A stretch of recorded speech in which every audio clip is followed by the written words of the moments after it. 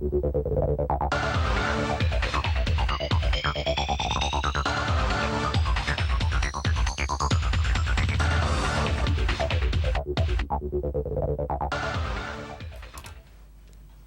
so much for staying with us. This is our final segment now with AndrewHolness, former Prime Minister and now opposition leader and also JLP leader, also opposition spokesman on education and a number of other things. Mr. Holness, you're making another point just before we enter the break in relation to whether or not you would have cut the size of the public. Right, so in my presentation in Parliament, I also addressed the whole business of institutional reform.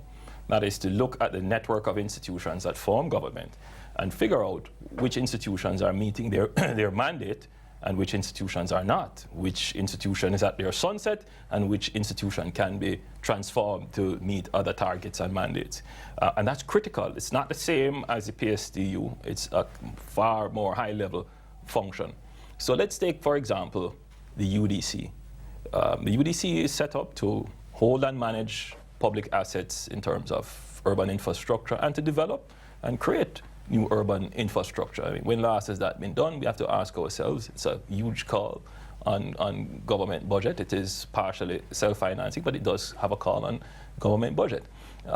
It's leasing a number of entities, for example. Yeah, so selling some. But we have to figure out is where are we going with that? The one that comes to mind again is NSWMA. That they set up as a regulatory body, but it is operating the city dump. I mean, is it possible, for example, that the city dump should really be contracted out? Just that one move would place those workers a regulatory body for the NSWMA? It is. The NSWMA is a regulatory body. Mm-hmm. Its statute makes it a regulator for the management of solid waste disposal. Okay. Mm-hmm. So, but it is itself an operator of the dump, the Riverton City dump. Now, let's look at it. I mean, is that the role of government? Maybe the role of government is to say the dump should really be managed by the private sector, which it is in all the other countries that have landfills. So maybe we really need to turn the dump over to somebody who could manage it properly and make the investment in it. And you would move those people now from the public sector into the private sector. Okay. So there are ways, if the government were to apply itself, to solve some of these difficult problems. So what I try to give to the country is solution. The thing that really gets me, I wouldn't say angry, but concerned, is that we have been battered so much that we feel that there are no solutions. And when solutions are presented, people try to devalue them. All right, some of these things, Mr. Holness, will take a little time. But you have to start now. Absolutely, fine. But the fiscal accounts need to be in order now. What would you do immediately? But you missed my point. The fiscal account. Yeah. So, okay. So the government is saying the fiscal accounts need to be in order now. So they've started last year. But what other moves have been done parallel so that 2 years' time, they're not saying the same thing? The fiscal accounts need to be in order now. And this is my point. So every time you come and you say, we will do this, the retort is, well, it needs to happen now. And we're always in perpetual crisis. Who is going to stop and say to the country, we can't continue in perpetual crisis mode. Let us think. All right, let's move on to a few other issues, because as we're running out of time, just want some very quick responses, Mr. Holness, on direct responses on these issues. You criticized Mr. Powell earlier in relation to his overture to the Contractor General to try to get him to change his report on the EWI matter. Everett Warmington had also been blisteringly critical of the Contractor General when he investigated something that Mr. Warmington was involved in. He essentially called him a madman, and Greg Christie was there at the time. Do you think that he was appropriate? You could very well say that of Amar Davies. The Contractor General is not beyond criticism. But he is certainly protected from the influence of the government in his decision as to what his report would have. Did that show respect for the Contractor General? How, for example, Mr. Warmington responded? As I've said, the Contractor General is not beyond criticism. And I am not talking about Mr. Powell's lack of respect. That's the least of my problem. It is a minister passing the line of his ministerial responsibility to seek to influence the outcome of a decision of an independent body. It is a threat to our system of governance. Let's move on to another issue very quickly again. You called for a grand referendum next year. Buggery law, what's your personal view on it? You know, if this were to go to a conscience vote in Parliament, how would you vote? I would reserve telling you what my vote would be. Why? No, because you know, I don't want to influence public debate on this. I think it's a matter that requires the public to essentially give its views. What I will tell you my personal view is I don't believe we should discriminate by virtue of one's sexual orientation. Okay. I think the government, it's a fundamental issue of human rights.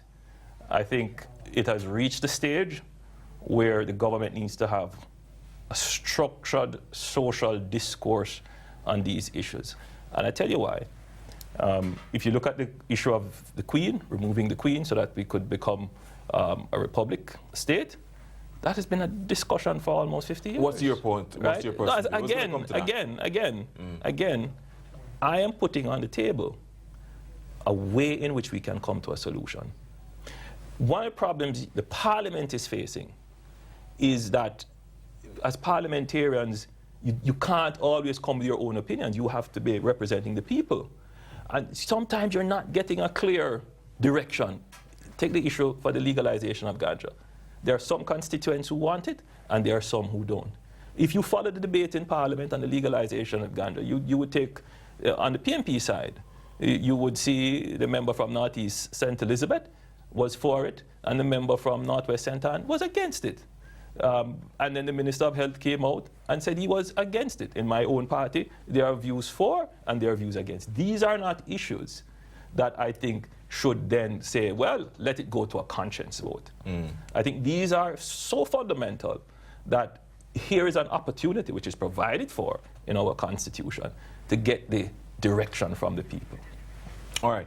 So you're not giving your personal view on no, I whether or not don't we think should it would go be. to a republic? I don't think it would be fair just yet to influence public debate. But do you have a personal view on it? Well, I tell you, my views are evolving generally. Yeah. Okay. So that goes for your views are evolving on whether or not we should go to a republic? The more I interact with the people as we go around, you hear different views. You know, some of the views are surprising. You know, like for example, one of the issues I didn't raise, but which is a view that people have is views on abortion.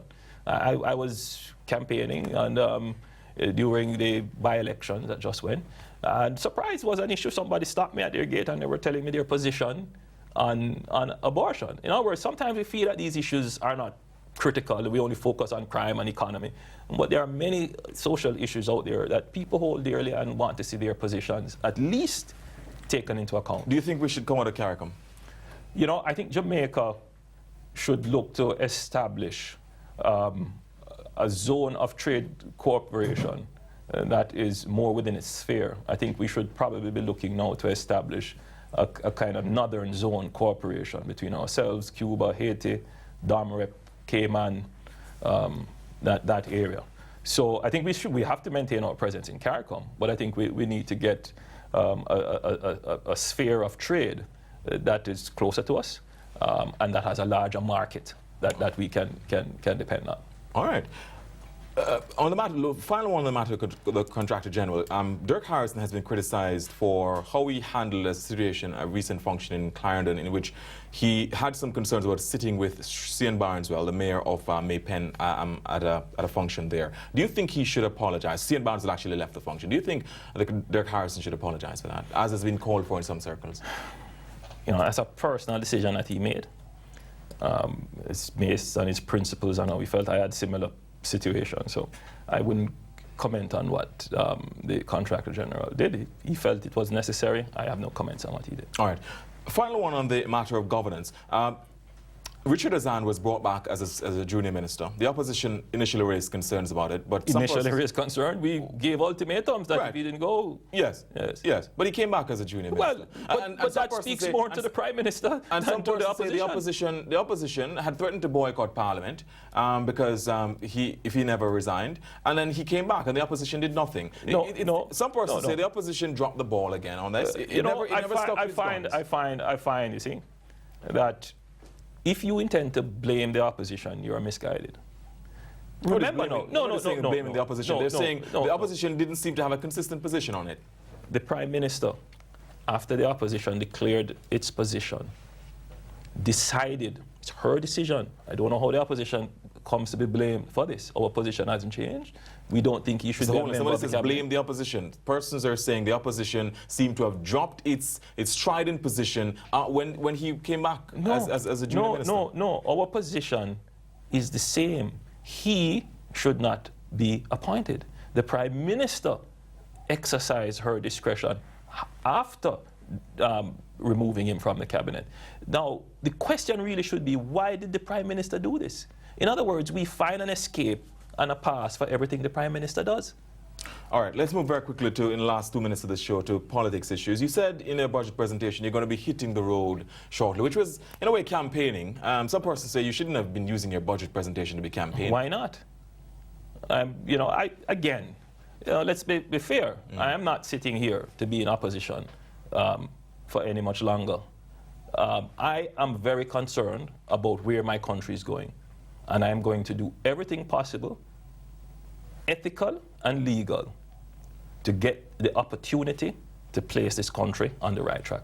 So you're going to be hitting the road. What do you mean? We have been on the road. When are you go? We have been on the road. It's something that we do all the time. Tomorrow, we go down to Riverton City Dump. That's an issue that is affecting close to 20,000 people who live in and around that vicinity. We want to know what is happening there. We're going to talk to the managers there. We're going to hear from the people. We are on the road dealing with issues.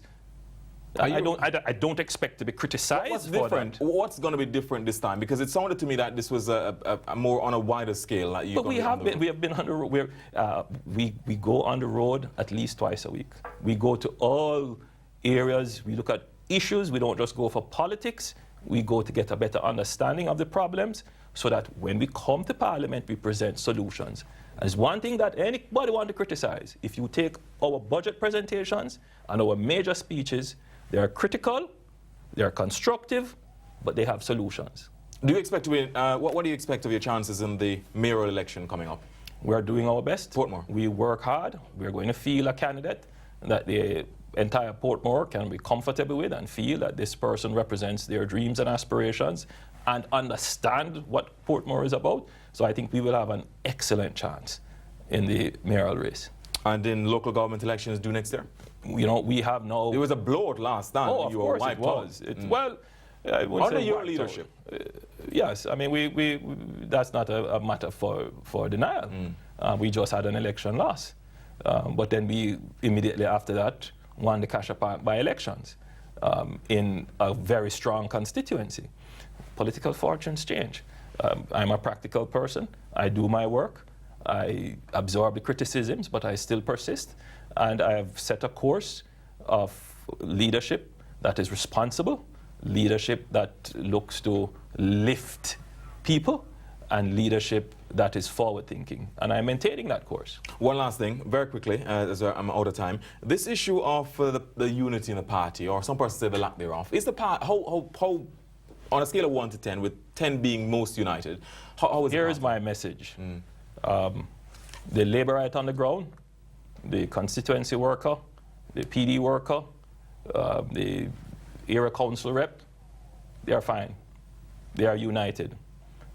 With such a blistering leadership race as we had, the wounds don't heal overnight, but it is a work in progress. We leave the doors open. We keep the lines of communication going. It's a work in progress. Dr. Christopher, is he going to get a seat? Chris took leave of absence for a year. After that, I will be able to make a definitive comment as to what he will be able to. But the door is open. When does the year end? I don't want to say definitively. I don't recall when it started. I would say he would probably have about 8 more months thereabout left. But he could come back before. As I said, politics is dynamic. Will he get a seat? Of course, Chris. Listen, Chris is one of our very important assets, and he knows that, and he knows the high regard in which I hold him. Some persons say the party, one last thing, some persons say the party might not come back together until after the next election. In other words, you might not come back together sufficiently to win, to be a viable... I know the party. I know the party very well. People who are genuine labourites, people who are working with the party, when it is time for us to work together for the cause of the country, when the bell rings, you're going to see everybody come back. And that's how it is. And that's the strength of our political system. But today is Teachers' Day. And I want to say thanks to all the teachers of Jamaica and to my teachers in particular. All right, thanks very much, Mr. Holness.